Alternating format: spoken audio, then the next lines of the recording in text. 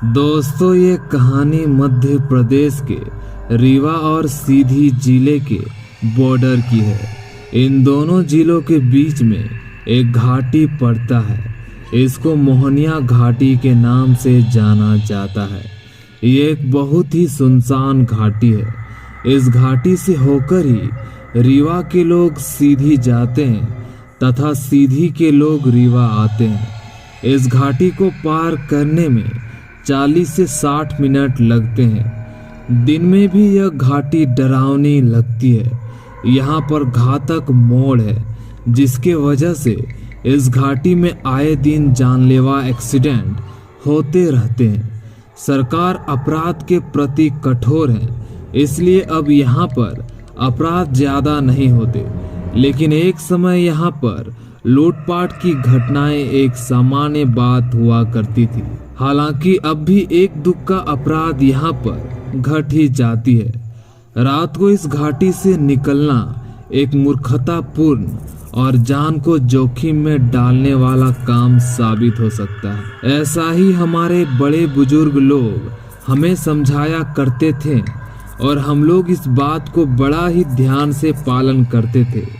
लेकिन एक बार अगस्त महीने की बात है, मुझे किसी आवश्यक काम से सीधी जाना पड़ा।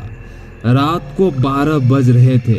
मैं थोड़ा डरपोक किस्म का व्यक्ति हूँ, इसलिए मैं थोड़ा डर रहा था, लेकिन जाना बहुत ही जरूरी था, इसलिए जाना तो पड़ेगा ही। यह मानकर मैं अपने एक दोस्त को अपनी समस्या बताया और उसे भी साथ चलने के लिए कहा, और बड़े बहानों के बाद वो साथ में चलने को तैयार हो गया। मेरे पास हीरो की HF डिलक्स बाइक थी। उसी में हम दोनों सीधी जाने के लिए रात को 12:12 में घर से निकल पड़े। मैं गाड़ी चला रहा था और मेरा दोस्त पीछे की सीट में बैठा हुआ था। वो बिना मन के मेरे साथ जा रहा था, क्योंकि उसे भी रात को मोहनिया घाटी पार करने से डर लग रही थी। बहुत पहले की बात है, उसके गांव के कुछ लोग इसी घाटी से होकर रीवा आ रहे थे, लेकिन वो लापता हो गए और उनका कोई अता पता नहीं लगा। उस गांव का मानना है कि इस घाटी में रात को घूमने वाले भूतों ने उन लोगों को अपने साथ ले गए थे। मेरे दोस्त ने एक बार यह किस्सा मुझे सुनाया था, इसलिए हम दोनों को वो किस्सा बार बार याद आ रहा था और इसीलिए हम लोग डरे हुए थे। मैं और मेरा दोस्त हम दोनों बाइक पर बैठकर सीधी के लिए निकल पड़े। आधे घंटे के बाद वह डरावनी घाटी हमारे सामने थी। अब हमें उस घाटी को पार करना था। दूर दूर तक कोई भी नहीं दिख रहा था, ना ही कोई आती हुई गाड़ी दिख रही थी और ना ही कोई जाती हुई गाड़ी दिख रही थी।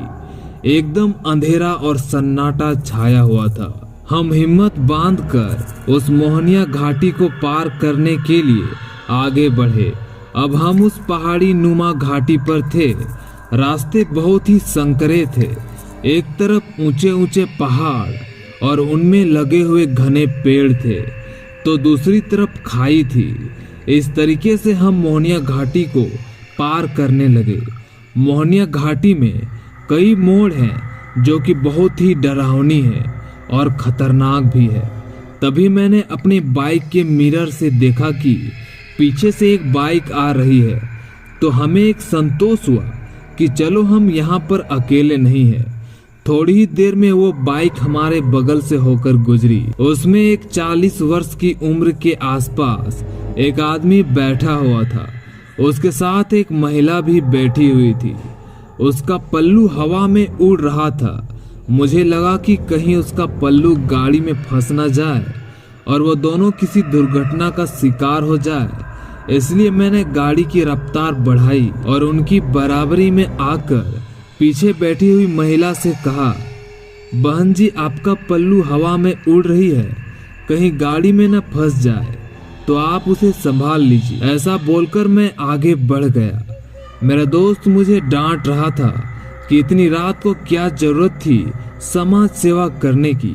पता नहीं कौन अनजान लोग हैं क्यों रात को अनजान और डरावनी जगह पर अजनबियों से बात कर रहे हो? मैं उसकी बातों को सुनते हुए गाड़ी चला रहा था और आसपास के डरावने पेड़ों को और सुनसान पहाड़ को महसूस करके अंदर ही अंदर डर रहा था। तभी पीछे से फिर वही बाइक वाला रफ्तार के साथ अपनी गाड़ी को चलाते हुए मेरी बराबरी में आया। इस बार उसके पीछे कोई महिला नहीं बैठी हुई थी। उस बाइक वाले के चेहरे में एक डर का भाव देखा जा सकता था और इधर मैं और मेरा दोस्त दोनों ही डर गए कि उस बाइक वाले के साथ वो महिला क्यों नहीं बैठी हुई है जो थोड़ी देर पहले उसके साथ थी।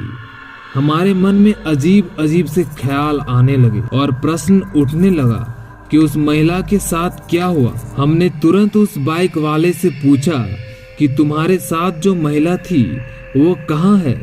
उस बाइक वाले ने भी हैरानी के साथ बोला कि मैं तो अकेले ही जा रहा था, मेरे साथ तो कोई भी नहीं था। उसने जैसे ही ऐसा बोला हम दोनों दोस्त और डर गए।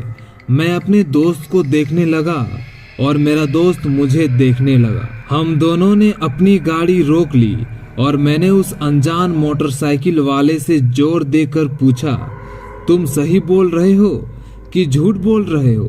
उसने अपनी भारत माँ की कसम खाते हुए कहा कि मैं अकेले ही सीधी की ओर जा रहा था। जब आपने पल्लू ठीक करने की बात कही तो मैं चौंक गया और इसीलिए मैं आपसे पुष्टि करने के लिए आपके पास आया हूँ कि आपने मेरे साथ किसे देखा है। यह सुनकर मैं और मेरा दोस्त ने भी कसम खाते हुए उस बाइक वाले से कहा कि हमने तुम्हारी गाड़ी में पीछे एक महिला को बैठे हुए देखा था। अब हम तीनों डरे हुए थे। तभी हमने एक जोर की हंसी सुनी और हंसी वाली दिशा में हमने देखा तो पाया कि वहां पर एक विशाल पीपल का पेड़ था। उस विशाल पीपल के पेड़ में एक मानवीय आकृति बैठी हुई थी जिसकी जोर जोर से हंसने की आवाज यहाँ तक आ रही थी। हम तीनों डर गए और जल्दी से अपनी गाड़ी को स्टार्ट करके अंधाधुंध रफ्तार में चलाने लगे। और जब भी दूसरा मोटरसाइकिल वाला हमारे बराबर पर आता तब उसकी बाइक पर हमें वो महिला बैठी हुई दिखाई देती और हम डर के मारे अपनी गाड़ी को और तेज करके उससे आगे निकल जाते। वो गाड़ी वाला भी स्थिति को भांप गया था और इसीलिए वो भी अपनी गाड़ी की रफ्तार बढ़ाकर हर बार हमारे आसपास ही रहने की कोशिश कर रहा था। लगभग आधे घंटे के जद्दोजहद के बाद हम मोहनिया घाटी के दूसरी तरफ पहुंच चुके थे। मोहनिया घाटी के दूसरी तरफ एक बहुत ही लोकप्रिय हनुमान मंदिर है। वहां पहुंचते ही उस भूतनी का छाया अब हमसे दूर हो चुकी थी। जो गाड़ी हमारी भारी चल रही थी अब वह फिर से ठीक चलने लगी। हम सब मंदिर में सुबह होने तक रुके और 5 बजने के बाद ही हम लोग वहां से आगे की यात्रा के लिए निकले। उस दिन के बाद से अब कभी भी मैं देर रात को सीधी मोहनिया घाटी से होकर नहीं जाता हूँ। मोहनिया घाटी की दूसरी तरफ मौजूद ये मंदिर बहुत ही पुराना हनुमान मंदिर है। उस मंदिर पर जब हम ठहरे हुए थे तो वहाँ के एक बुजुर्ग पुजारी ने बताया कि मोहनिया घाटी में एक भूतनी रहती है जो कि प्राण घातक तो नहीं है लेकिन रात को पहाड़ी से गुजरने वाले यात्रियों को थोड़ा परेशान करती है। उन्होंने एक किस्सा भी बताया कि एक बार कोई व्यक्ति मोहनिया घाटी से सीधी की ओर से रीवा जा रहा था तो वह भूतनी उस गाड़ी को अपनी माया से बिगाड़ दिया करती थी, जिसके बाद वह गाड़ी वाला को पूरी घाटी का पार करने में 3 घंटे लग गए। यह किस्सा सुनने के बाद अब मैं तो सीधी जाने के लिए दिन का समय ही चुनता हूँ और अगर रात के 10 बजे के बाद जाना हो तो मैं पूरा प्रयास करता हूँ कि मैं वहाँ से होकर नहीं जाऊँगा। तो दोस्तों आज का जो कहानी और घटना है यहीं तक थी। तो चलिए हम मिलते हैं अगले वीडियो में। अगर आप इस चैनल में पहली बार आए हो तो जरूर इस वीडियो को लाइक करना और हाँ चैनल को जरूर सब्सक्राइब करके जाना।